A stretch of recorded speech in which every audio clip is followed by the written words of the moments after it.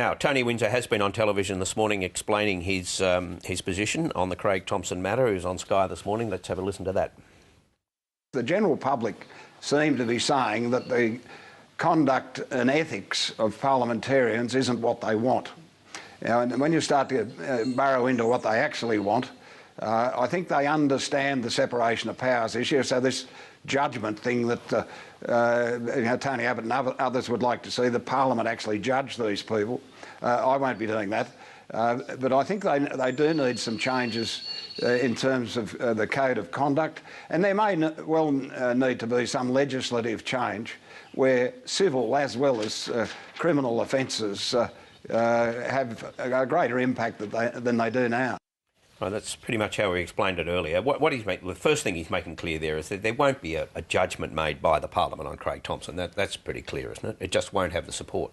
Well, it depends. If he's talking about legislative matters, it might end up being a pseudo-judgment, if you like, because there'll be a lot of talk about the Thomson, because there'll have to be a vote on the legislation, and there'll be a lot of talk about Craig Thomson, I imagine, in all the speeches in what would be a pretty extraordinary parliamentary debate. And it would be interesting if there is some motion of censure or disapproval or something or other, as well as some sort of code of conduct, how you would construct that so that it doesn't involve passing a judgment. Because if you're censuring someone, then usually you've judged their behaviour in a particular way. So I think they're in a very, very difficult position. Yeah, and Anthony Albanese, I think, explains the dangers behind that position better than anyone. Here he is. This is one of the most dangerous resolutions that could possibly come before this Parliament. A future government, if this resolution is carried, can come in here and just decide it's the jury and suspend members on the basis of a majority vote of this Parliament. That is an extraordinary proposition. Think about the consequences of a majority government being able to make decisions in their Tactics Committee about doing things which change the democratically elected balance of a Parliament. Now, that's fairly typical, isn't it, of the view? Well, certainly on the government side, but then they would say that, wouldn't they? But as you said before, I mean, Nick Minchin, for one, not in the Parliament now, but has raised concerns along those lines as well.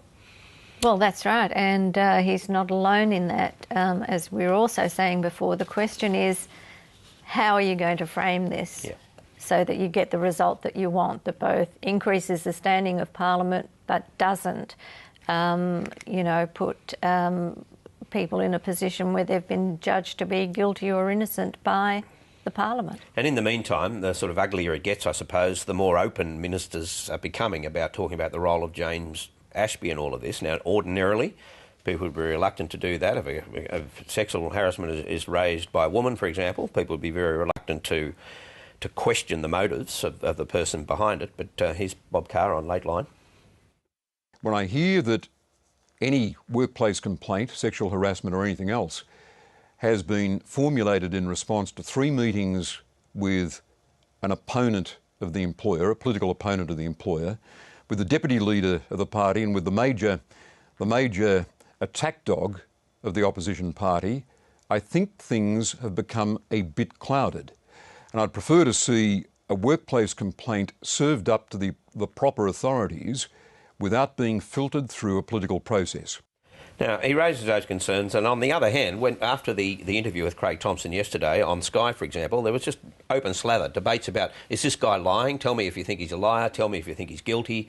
This kind of discussion that you wouldn't ordinarily have about somebody who potentially faces criminal charges. Well, that's right, and I think we're having these debates about the guilt or otherwise on all these matters, but we're also finding that I think we've crossed a line, dare one say, about moving into people's personal lives, which we won't ever be able to go back from now. I mean, just think about the stories we're looking at today.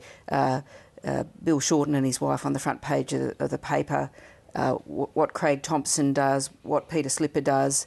There's the ethical question about the sexual harassment case that you raised, but there's also just the question about whether we are now in the realm of British and American politics where newspapers go after people's personal lives.